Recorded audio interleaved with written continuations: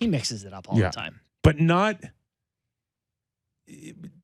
There's a window where he mixes it up. And then, to me, mixing it up would be to slide Marner down on a few occasions. Oh, yeah, no. Ooh, that's right? the sacred. So you're only mixing it up with 6 guys. Yeah.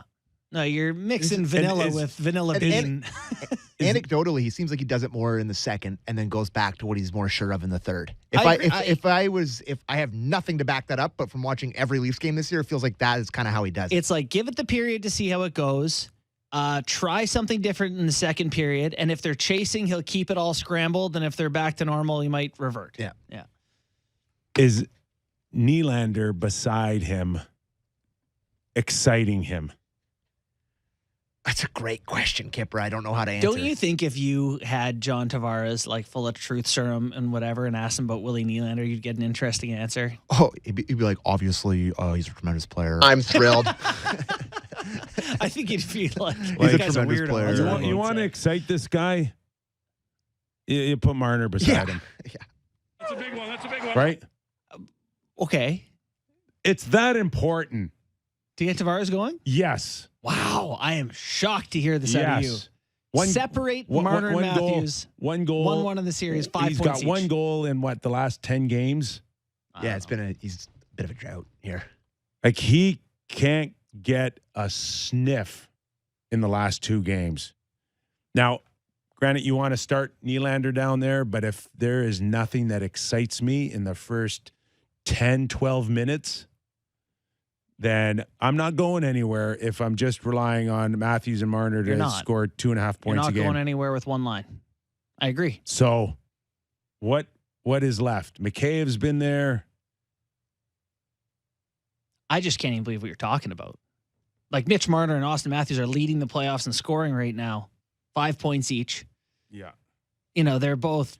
How long can take a look historically on the consistency of any star player producing 1.5, 2 points every game? It's just no, it's not going to happen. It's not going to happen. So you'd rather see Tavares get a little running, a push start. It's early enough in the series where, and nothing's written in stone here, but you gotta jumpstart John Tavares. Well, I love where we're at because we have quotes on this. Do you want to do Keefe on John Tavares first? Yeah, let's do Keefe on. Let's do Keefe and then let's do Coop. In terms of John's game, I think he had a couple of our best looks on the power play early in the game the other night, and I expect he will continue to get those looks and he has the ability to score for us there.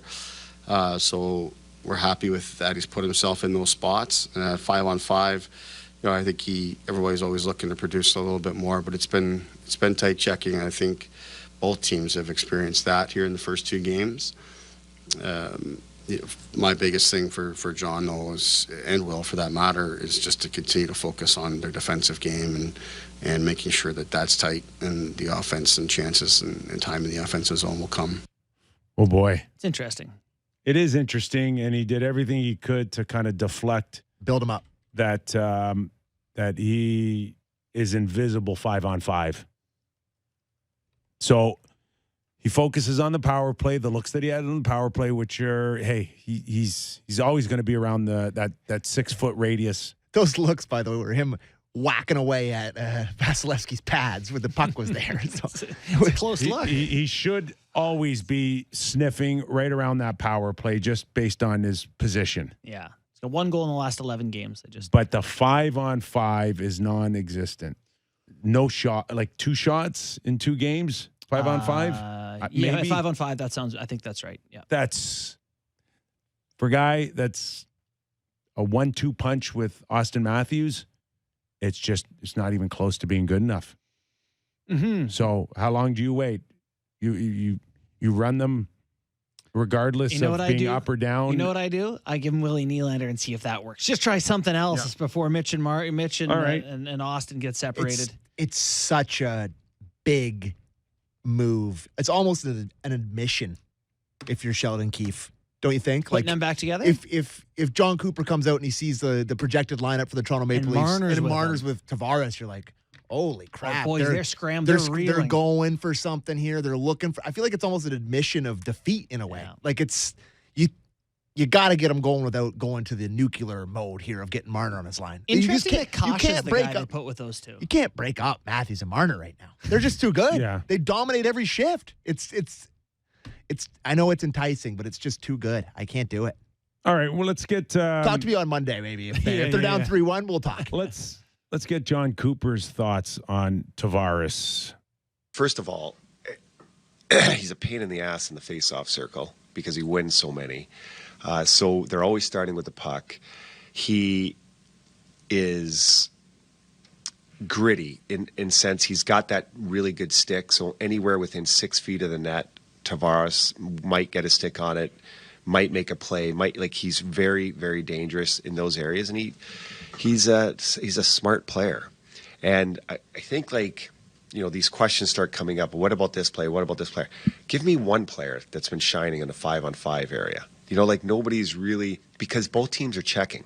Tavares is checking, Stammer's checking, Cooch is checking, Point, Matthews, everybody's checking.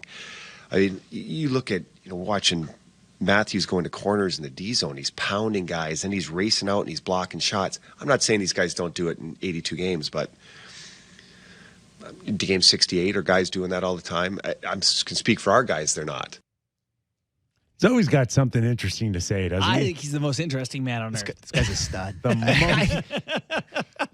No, hockey-wise, how about that? I hate to admit how much I love John Cooper because he's supposed to be the big rival against the Leafs, but I love listening to him talk. Love it. Wow, he's got such a great cadence. He's a lawyer. He's got and he is, and you can tell, and he's got such great cadence with the media and just really listens and Interesting that he pointed out that Stamkos and Kucherov, he's even they're checking. I guess they. What a surprise! Those bums are checking. Yeah, even them are. It does lend to